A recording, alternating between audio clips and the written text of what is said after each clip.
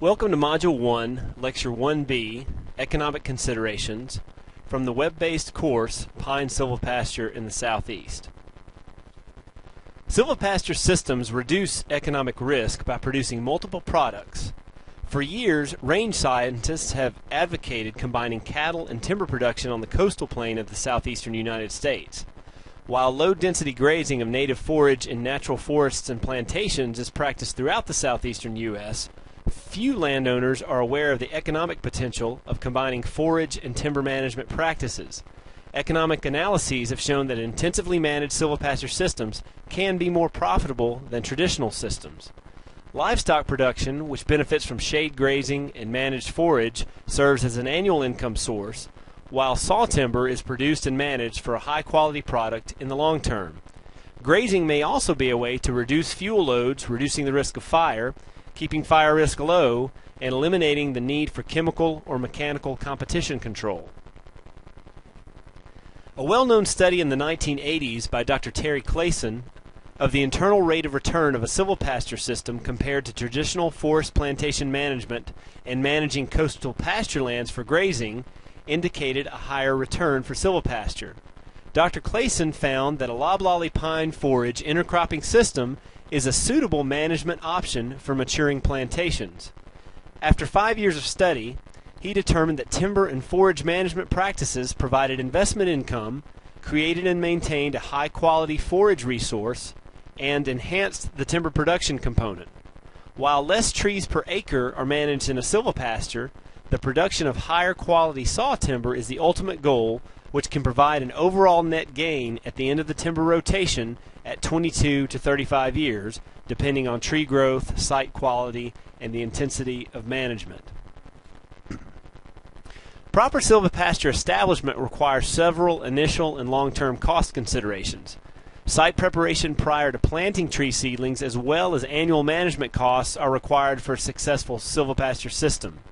However, these production costs are reduced and marketing flexibility is enhanced by distributing management costs between the tree, forage, and livestock components, each of which have their own associated costs and benefits. A number of factors can influence initial establishment costs.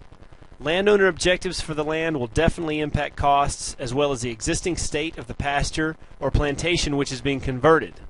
Well-maintained pastures may only need minimal site preparation, while overgrown pastures or young forests will require substantial weed management, prescribed fire, or manual and/or mechanical clearing. The cost of seedlings will also vary depending on your seedling source and whether the seedlings are bare root or containerized.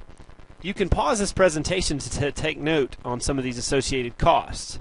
For example, herbicides and labor for removal of competition and weed management can be anywhere from $50 to $250 per acre, depending on the type of application used and the condition of the site. Prescribed burning can vary anywhere from $20 to $25 per acre.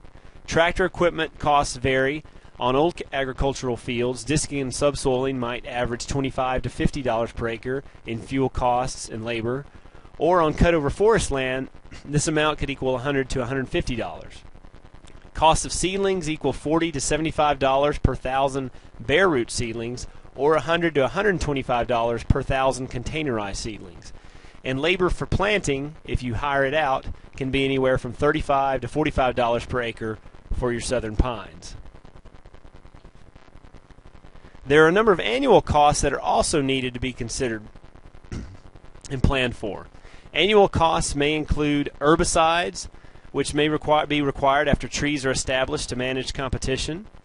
Tree pruning is an essential element of silvopasture, which may begin around 5 years after planting and will need to take place around every 5 years to keep the canopy levels below 50% and to remove the branches that cause knots in saw timber. Fencing and maintenance costs will include the initial costs of fixed or portable fencing plus periodic repairs. Fertilizer and lime applications are typical annual costs for any agricultural production operation. Portable or permanent watering facilities for livestock will need to be accounted for, as well as seed for forage or other annual crop to be planted within the silvopasture alleys. There are also the costs associated with pre-commercial thinning, which may be recuperated if the price for pulp is high enough to show some gain. Forage establishment and management costs are presented here as ballpark figures. An individual landowner may or may not require all of the inputs here, and costs are dependent on existing labor, equipment, and the overall fertility of the site. For example, starting from scratch with seed plus planting costs and paying for labor and use of equipment could equal up to $275 per acre. Annual nutrient fertilizer costs might equal $85. Annual hay harvesting costs could equal $20 per ton, or around $60. And periodic lime costs around every 5 years might equal around $24. These are just some estimates of costs for forage management. There are some important points to consider regarding forage management economic savings. Stress on cattle can decrease efficiency by as much as 20%. Therefore, if the average feed bill on an open pasture is $150 per animal unit, a silvopasture system can save the grower, the farmer, around $30 per animal unit annually due to reduced stress. The increased grazing period resulting from a well-managed forage rotation, less affected by early fall or late spring frosts, can reduce feed costs by as much as $25 per animal unit per year. There are also savings in fertilizer and herbicide costs and nutrient cycling. Grazing can also eliminate the cost of mechanical or chemical competition control in mid-rotation pine plantations. Trees can also cut the direct cold effect on cattle by 50% or more and reduce wind velocity by as much as 70%. Reducing stress on animals translates into financial gains. Technical assistance may be necessary to develop a system that will function effectively and cost efficiently. State and federal programs may be available for financial assistance with tree planting or thinning or pasture establishment. The WIP program, or the Wildlife Habitat Incentive Program, provides a 75% cost share for forest stand improvement. It, however, does require a 5 to 10 contractual agreement. The FLEP program, or Forest Land Enhancement Program, is a 75% cost share program as well, which lists, quote, enhancing implementation of agroforestry practices, unquote, as one of its 7 primary objectives. As of 2007, FLEP allows a treatment of up to 1,000 acres per year, and the maximum FLEP cost share payment for any practice may be up to 75%. It is important to contact the Natural Resource Conservation Service for details on these programs. There are also multiple land use tax breaks and incentives for forest management that vary from federal to state to county levels. It is prudent to get in touch with your NRCS district conservationists and county farm service agency representatives to see what silvopasture establishment and management may qualify you for. In summary, there are some more regular management costs of a silvopasture system that differ from traditional grazing and forestry operations. While upfront costs to convert to silvopasture may seem initially high, the benefits of this integrated system can yield a higher overall return. Welcome to Module 1, Lecture 1A, a snapshot of silvopasture, from the web-based course Pine Silvopasture in the Southeast. Silvopasture integrates trees, livestock, and forage into a single system on one site. Silvopasture is becoming an important land management strategy on many farms and ranches in the southeastern United States. It is becoming more important also on farms and ranches where coniferous trees exist in other parts of the country. These components diversify income sources. Annual income from grazing and long-term profits from trees respond to different market pressures and reduce risk when combined in the same operation. While you might see cows grazing in an unmanaged woodlot, this is not considered silvopasture. While silvopastures can be custom designed, they must have 4 key characteristics which are the essence of silvopasture and distinguish it from typical grazing or other forestry technologies. Silvopasture systems are intentional, intensive, interactive, and integrated. In other words, each silvopasture ingredient is purposefully managed to yield multiple products and benefits. The system must be regularly and deliberately managed, and the resources are managed to optimize desired effects and to mitigate any undesired effects. The goal is to enhance production of more than one harvestable component at a time, while also providing conservation benefits like non-point source water pollution control or wildlife habitat. The understory trees, the trees, and the animals and the forage are structurally and functionally combined. The three major components of any silvopasture are the trees, the livestock component, and the forage. Locally marketable tree species can provide significant long-term income. Trees must be fast-growing, deep-rooted, drought-tolerant, and respond well to pruning. Trees also provide wildlife habitat and store carbon. Module 3 will cover the tree component in more detail, primarily the main species for silvopasture plantings in the southeast. Silvopasture systems primarily involve cattle, goats, or sheep as the livestock component, but there are other livestock options available. Module 5 will cover cattle management in more detail. And regarding forage, there are a variety of plant types including shrubs, grass, legumes, and forbs which can make up this component of a silvopasture. The choices depend on the livestock component, and species chosen must be tolerant of grazing and be productive under shade. These will be covered in more detail in Module 6.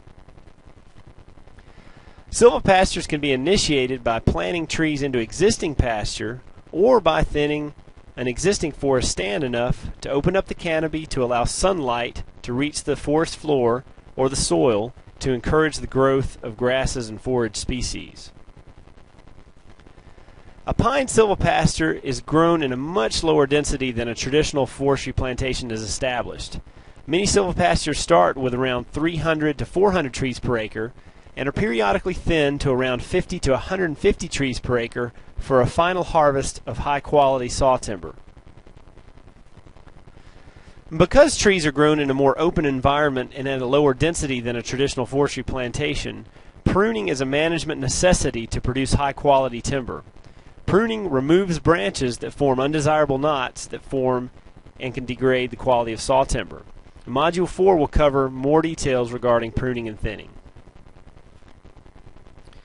Proper forage management and forage species choice is essential. Forage species must be suitable for livestock grazing. They need to be compatible with the soil and the site. They should be productive under partial shade and sometimes moisture stress, be responsive to intensive management, and also tolerant of heavy utilization.